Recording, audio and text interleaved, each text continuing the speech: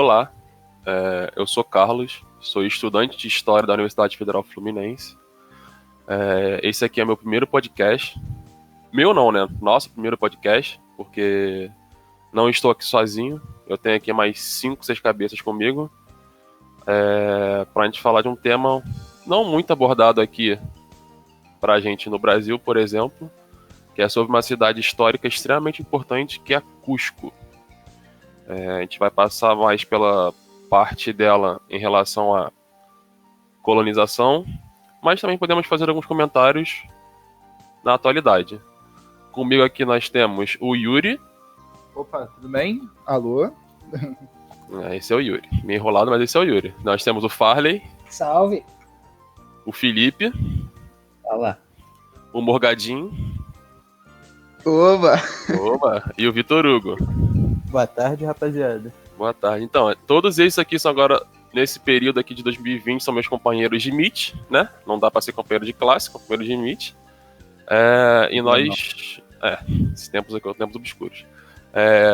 Então, nós vamos começar com um pouco da introdução do lugar, da área e quem se propõe a falar. É o Yuri? Vai falar? Vou começar primeiro. Você? Senão eu te passo a palavra. Boa tarde, gente. Então, vamos começar falando sobre a cidade de Cusco, que é, assim, localizada na província, que tem o mesmo nome, na região, que tem o mesmo nome, enfim, e é a capital das duas, né? Para vocês verem a importância dessa cidade. Essa cidade, ela tem, assim, aproximadamente uns 428 mil habitantes. Mas, antes de falar dessa cidade aí, na época contemporânea e tal, vamos falar de suas origens, né? Antes mesmo da divisão do vice-reinado do Peru, com sua parte sendo cortada e se tornada no vice-reinado da Nova Granada, ou da invasão de Francisco Pizarro, ou até mesmo da chegada de Colombo nas Américas. Cusco, ela era a capital e o berço da civilização Inca. A partir daqui a gente vai cobrir um pouco sobre o mito de fundação da civilização Inca, vamos falar de um pouco mais das origens, de como isso tudo se deu, né? Na parte mais mística, da parte mais da lenda dessa história, né? Enfim, por ser uma lenda, não se sabe muito bem da total veracidade desses fatos, porque a tradição Inca ela era completamente difundida de forma oral, né? Porém, a versão mais convencional da lenda do nascimento da civilização Inca diz que Ayar Manco, que era descendente direto de Inti, o deus Sol, teria emergido do lado do lago Titicaca junto com sua esposa Mamaoclo. A sua missão dada pelo deus Sol era de levar a civilização à humanidade. Então, com o cetro de ouro, esse cetro de ouro que viria junto, empoiado por Ayar Manco, o deus Inti explicou para Ayar Manco que esse cetro mostraria o local de onde eles iriam dar origem a um grande império. Caminhando pelo território, o cetro eventualmente se fincou na montanha de Manacaure, e Ayar Manco, então, ficou conhecido como Manco Capac. E todos os seus descendentes seriam descendentes diretamente do Deus Sol. Por isso eles são cultuados e venerados por causa disso. Boa tarde, queridos ouvintes. O que eu gostaria de complementar, né, já pegando mais um aparato, falando sobre Cusco no finalzinho do... como ele estava, né, antes da conquista espanhola, né, e um pouco do depois, né, e falar um pouco da cultura imaterial do que está presente lá até hoje. Cusco em 1533, com a chegada dos espanhóis, há uma estimativa de que havia 200 mil habitantes.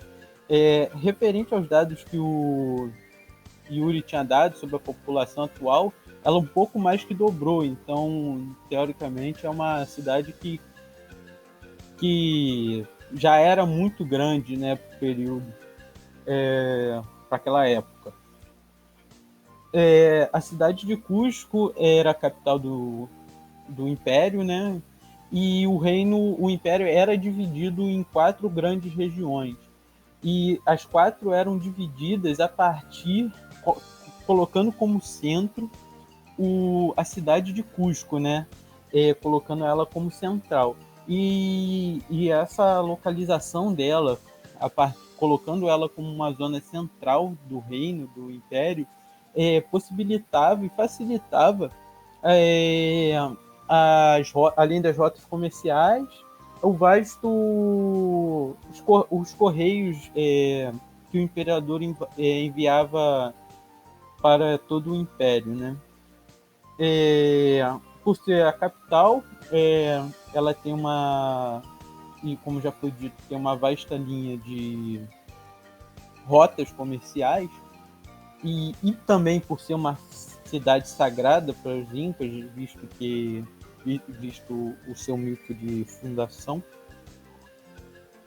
ela tinha bastante peregrinação e idas econômicas, uma importância econômica muito grande.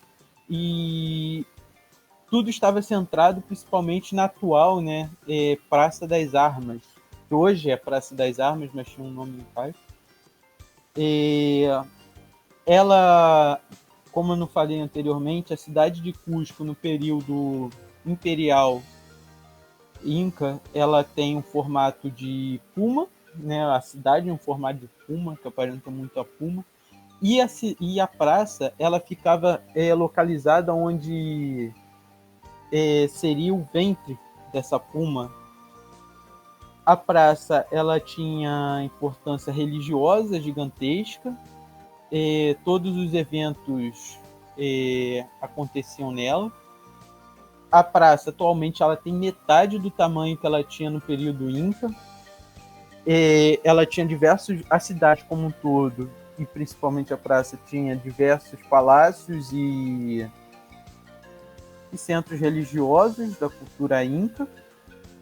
Contudo, muitas delas foram destruídas, né? Infelizmente, pelos espanhóis. Agora eu gostaria de fazer uma parte mais à frente falando sobre a cultura imaterial presente até hoje na cidade de Cusco. A cidade de Cusco,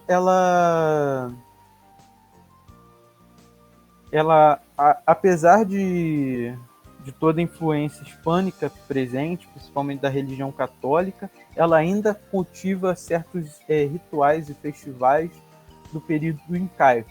A maior delas, talvez, é o festival Inti Raymi. É um festival religioso que faz homenagem ao deus Sol, Inti, que marca o início do solstício de inverno no hemisfério sul. Ele acontece numa fortaleza, toda a população, pelo menos os que vão participar do festival, se vestem a caráter, tem a representação do imperador e tudo mais. Sabemos que Cusco é um espaço carregado de significados e de simbolismo para diversos povos. Dessa forma, a gente observa que Cusco se modificou de diversas maneiras com o tempo. Sobretudo, eu vou analisar, no caso, a modificação que 2 terremotos ocasionaram, né, na verdade, em Cusco. Um terremoto que aconteceu em 1650 e um em 1950. O terremoto de 1650, quando Cusco ainda era o centro administrativo da colônia espanhola, ocasionou uma vasta destruição em todas as em palácios, em templos e diversas outras construções. E houve a necessidade de reconstruir. E essas reconstruções, de certa forma, geraram algumas mudanças arquitetônicas em Cusco, trazendo outros componentes arquitetônicos, né? Houve o surgimento de traços trazidos de influências do Velho Mundo, como alguns poços artesianos, as colunas, os arcos e etc. Mas o que é marcante na reconstrução feita pelos conquistadores é que eles não respeitaram a cultura inca existente. Tentaram, de certa forma, impor a eles, aos nativos, né, aos incas, a cultura, a religião, os costumes que eles tinham. Aí eu lembro no texto do Extensoro, o texto O Símil de Deus, que ele mostra essa tentativa de imposição ou de converter todos os nativos para o catolicismo. E agora trazendo para Cusco essa tentativa de apagamento histórico que observamos, de certa forma, no texto do Extensoro, vemos que em Cusco havia um DNA de todos os seus períodos e as suas transições na sua arquitetura. O terremoto de 1950 mostra muito bem um episódio que ficou muito marcante na história de Cusco, que foi essa tentativa de sobreposição religiosa quando o terremoto em Cusco, em 1950, destruiu uma igreja de São Domingos, e houve o aparecimento de resquícios de Coricancha, que é um templo muito importante e sagrado, e que tinha um papel central nos rituais incas. E Coricancha havia sido destruído pelos conquistadores no século XVI, quando o irmão do Pizarro tinha dado como presente para os dominicanos, né? Que construíram, de certa forma, em cima do alicerce inca, que foi a única coisa que restou depois dos terremotos, depois dos terremotos de 1950, e algumas partes também das construções dos dominicanos. E ao analisarmos o Coricancha em especial, observamos que no local ainda há a construção tanto do período pré-inca, né, com arquiteturas incas, aspectos incas, e quanto uma arquitetura espanhola, depois que eles tentaram sobrepor a cultura, a religião desse espaço que era considerado sagrado e tanto para o cotidiano quanto para a religião dos incas. Esse mosaico arquitetônico se repete, de certa forma, em várias partes de Cusco, onde, após tanto o terremoto de 1650, quando destruiu grande parte das construções que haviam sido incas, deixando apenas algumas paredes, alguns assentamentos, e os conquistadores vieram e construíram por cima. Por isso existe esse mosaico tanto espanhol quanto inca. Boa tarde, gente. Eu vou estar falando sobre patrimônio, que é uma palavra, inclusive, que a gente usa bastante, e porque aqui no Brasil, inclusive, nós temos muitos patrimônios culturais, mas a gente usa geralmente sem saber o que é. E aí eu pretendo fazer com que vocês entendam essa palavra. A palavra patrimônio, ela surge da expressão em latim pater, que significa pai.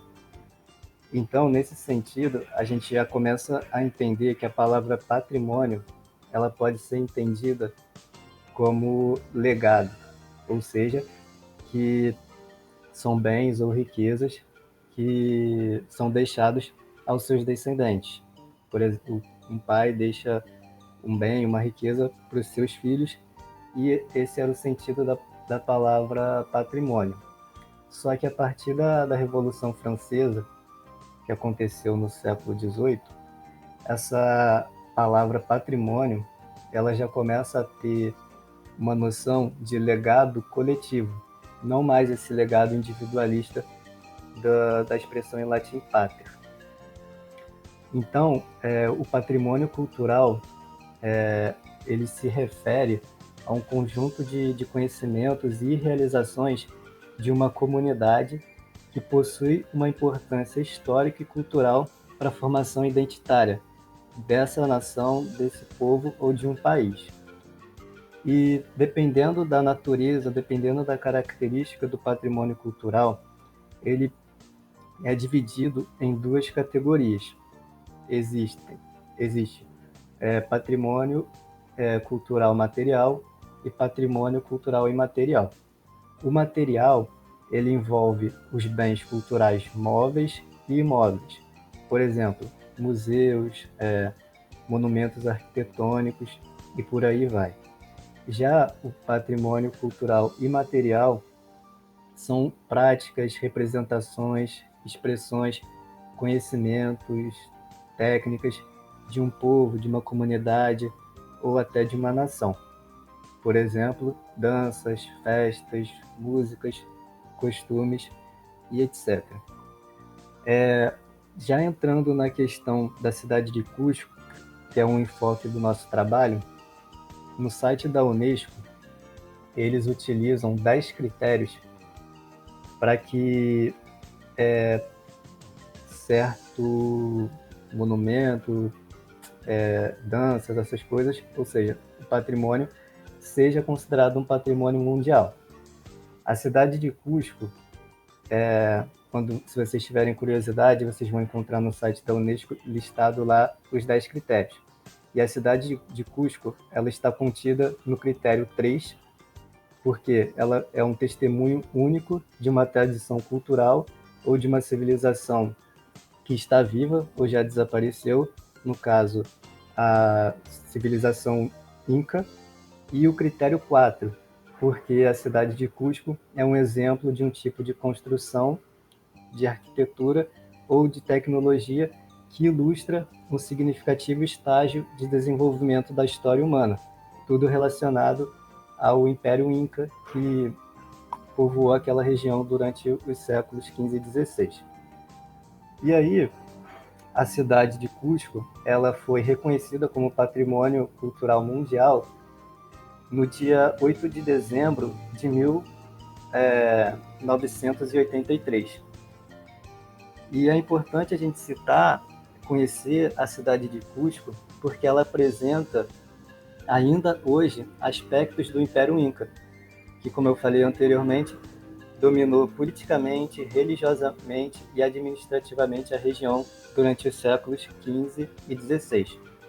Além disso, a cidade de Cusco, ela representa 3.000 anos de desenvolvimento indígena e espanhol, porque essas duas culturas tão diferentes, né, elas coabitaram juntas durante esses 2 séculos, e isto produziu uma estrutura arquitetônica e uma estrutura artística que são únicas e bem bonitas, que a gente vai conseguir ver, né, durante as imagens que vão sendo colocadas no vídeo.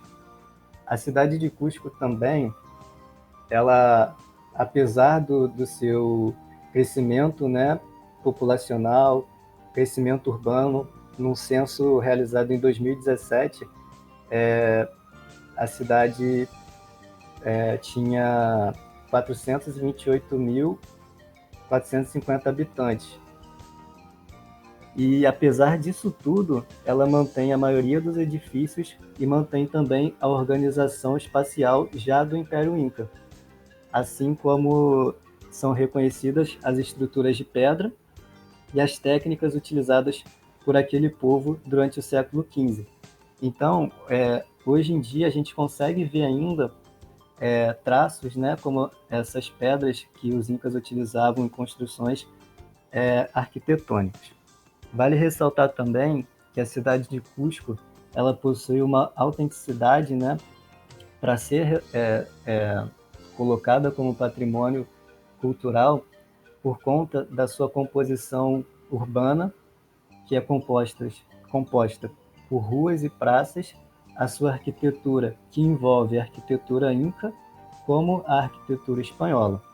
E esses aspectos, eles comprovam a importância que essa cidade teve durante esses séculos como centro do poder político da região. Seguinte, eu venho falar aqui da preservação de patrimônio, no caso de Cusco, e do meio turístico presente nessa cidade.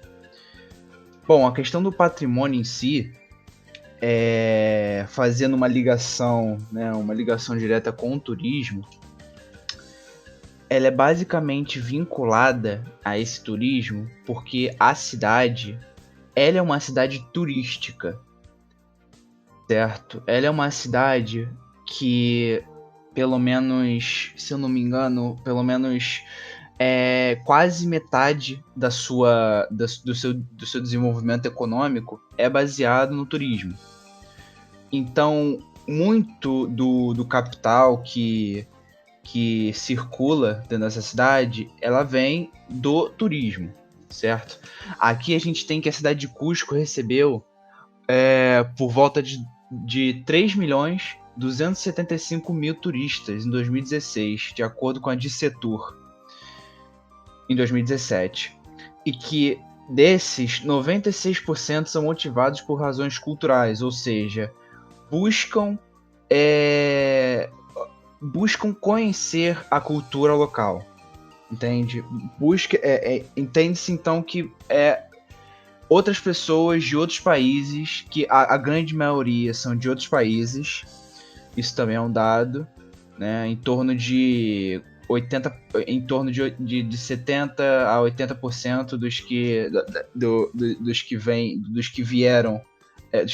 que foram a Cusco, né, de julho a agosto, se eu não me engano, de 2016, foram pessoas fora das Américas, né, de outros países fora das Américas. E essa outra parte vem dos locais. No caso, essa preservação, ela se dá da seguinte maneira: por ela ser uma cidade histórica e uma cidade já é um artefato por si só, ela é uma cidade vista como um território museu, aonde você anda pelas ruas da cidade como se você estivesse andando nos corredores e nas esquinas de um museu. Então a gente já entende o porquê que essa cidade ela é tão ligada ao turismo e tão ligada à sua cultura. Porque basicamente não perde-se cultura, se mantém e se cultiva ela, entende? Então ela meio que não deixa, não é algo passageiro, né? Não é algo que algo que certamente vai ficar para toda pelo menos nos conhecimentos da história humana. Um dos problemas em que a gente encontra quando a gente faz uma análise dessa cidade em relação ao turismo é basicamente em que a preservação do patrimônio ela não é feita de maneira adequada. E que mesmo que não sendo feita de maneira adequada, os próprios visitantes a própria quantidade de visitantes e a forma como eles agem, se movimentam, se alimentam, como eles querem tratar esse patrimônio, não facilita o manejo desses artefatos e propriamente da cidade. Uma das coisas que a gente vê é que o Cusco ele era um centro político e um centro econômico da região, na época pré-colombiana. E na época do domínio espanhol também era um centro. Só que esse local possui muitas ofertas, muitas atrações arqueológicas, culturais, étnicas, paisagísticas, naturais, que atraem esse público para querer visitar. A gente vê também que Cusco ela é cercada por áreas que são delimitadas para produção agrícola, artesanal e industrial. A gente vê também aí que grande parte disso também vem das épocas pré-colombianas, certo? Principalmente na questão agrícola artesanal, certo? Não necessariamente vieram com os espanhóis. Quando os espanhóis conquistaram no século XVI, a estrutura básica da cidade se manteve. O Ministério da Cultura de Cusco é quem realiza quem tenta realizar essa preservação. E outros órgãos, no caso vindo do capital privado, eles entendem esse turismo como uma forma de lucrar, como uma forma de ser lucrativo, como uma forma de gerar lucro, né? Obviamente esse lucro sendo retornando para o próprio turismo. Então, essas empresas, junto com o Ministério da Cultura, eles fazem com que esse patrimônio seja preservado de uma melhor maneira e que isso gere renda, né? Até mesmo para quem não trabalha diretamente com o turismo, certo?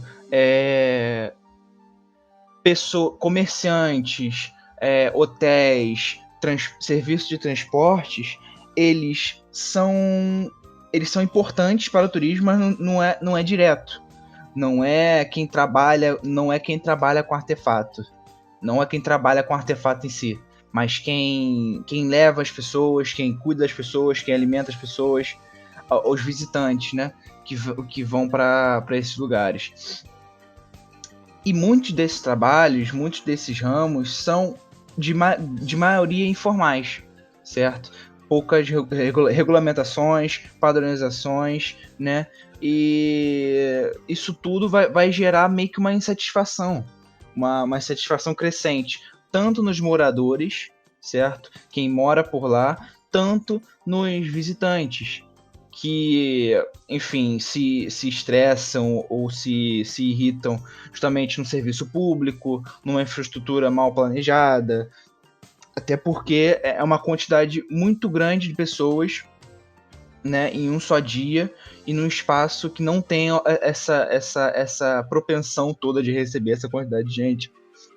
No caso, a gente vê também que há equipamentos turísticos com pouca estrutura de acolhimento e interpretação. Ou seja, quando um visitante busca um lugar, ele não consegue achar esse lugar de forma simples, indicada, de forma com que ele vá até o local e se esclareça, né? Ele não consegue se achar, não consegue muito se localizar, justamente por essa má organização em que não consegue fazer, por exemplo, placas indicativas, folhetos indicativos, que inclusive uma tentativa de tentar amenizar um pouco desses problemas foi a criação de um boleto turístico de Cusco, que permitiria a entrada em 16 lugares no Vale Sul e no Vale Sagrado, aonde você tinha passe livre para entrar nesses lugares, certo? Por um preço, né, tecnicamente mais barato. E esses lugares, como eles eram escolhidos, eles poderiam facilmente ser organizados para receber pessoas. Bom, essas foram algumas das opções de turismo, algumas das soluções e alguns dos problemas em que esse turismo causa. Bom, como nós podemos ver, né? Meus 5 companheiros aqui de classe falaram sobre especificamente da cidade de Cusco, cultura, material, imaterial, culinária, acho que foi o Morgado que comentou, turismo, o Yuri falou da sua fundação, localidade, uma cultura que está aqui do nosso lado e a gente pouco sabe, mas ela é tão incrível. Só que como nós, historiadores, podemos tirar disso? Qual a importância e como trabalhar com esse tipo de material que sobrou deles para reconhecer, para tentar trabalhar em cima do que eles foram. Acho que, se não me engano, foi o Felipe ou se foi o Vitor que falou que tipo, os espanhóis, quando chegaram, construíram em cima de templos religiosos incas. Foi o Farley. Foi o Farley, desculpa, foi o Farley. Isso pra gente, que é historiador, perde um pouco, não a importância, mas a relevância. Como eles eram uma sociedade ágrafa, não tinham uma escrita, a gente se baseia muito na cultura material que sobrou. Que sejam templos, que sejam artigos como tecidos ou vasos, a gente se pauta para tentar entender como é que eles viviam pelo que sobrou materialmente. Porque o que nós temos escritos em relação à sociedade inca, estou falando da sociedade inca porque, como já foi dito, né, Cusco é a capital deles, né? É meio que escrito em espanhol, depois da colonização, né, depois da derrubada do Império pelos espanhóis, enfim. A gente tenta se pautar mais tipo, no real, no natural, no que foi deles mesmo, do que sobrou. Porque a gente reconhece as grandes monumentos criados por espanhóis, porque eles têm uma arquitetura muito, às vezes, grega, romana, até mesmo espanhola aqui na América. Então, a importância da cultura material para nós que somos historiadores é válida para reconhecer as especificidades das culturas. Então, eu não sei, eu não tenho mais nada para falar. Acho que é isso. Antes que me matem, porque eu tô sendo cobrado isso há um tempo. A gente viu uma notícia que é super interessante, que acho que a gente pode falar sobre um pouco das dificuldades na atualidade de você manter esses tipos de cultura material de pé, por exemplo. Mas eu não sei qual é o nome da rede de hotel. Eles foram construir um hotelzinho assim ali em Cusco e simplesmente derrubaram paredes que sobreviveram até terremotos. Para você ver que, tipo, por mais que seja super importante pra gente, economicamente não é válido aquilo ainda existir, né? Porque de forma... não é válido assim, é muito, muito grosso modo falando, né? Porque de turismo aquilo é importante, mas ainda existem pessoas que acham que derrubar uma paredezinha ou outra que sobreviveu há anos e anos não seja importante. Eu acho que é isso. Alguém tem alguma coisa pra falar? Posso dar aquela encerrada? Eu só queria destacar a importância, né, do trabalho do Ministério da Cultura de Cusco, que vem fazendo um excelente trabalho na reconstrução e em manter essa cultura de Cusco, as construções, e tentar preservar essa cultura que é muito linda, só isso.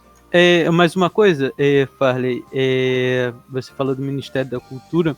O YouTube do Ministério da Cultura de Cusco faz um incrível trabalho mostrando vídeos tanto da sua arquitetura quanto da cultura, e traz sempre algum especialista local para para falar sobre, né, e trazer mais conhecimento, e sempre uma boa fonte de pesquisa também.